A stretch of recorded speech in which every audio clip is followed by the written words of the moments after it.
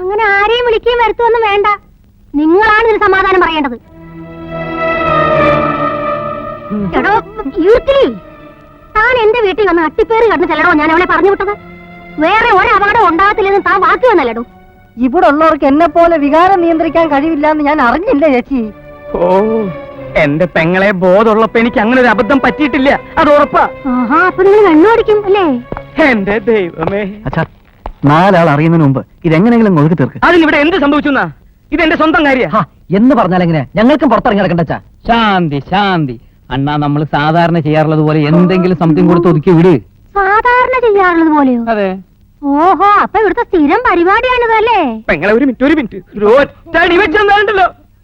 നീയൊക്കെ മര്യാദക്കിരുന്നെങ്കിൽ എനിക്ക് ഈ ഗതികേട് വരുമായിരുന്നില്ല.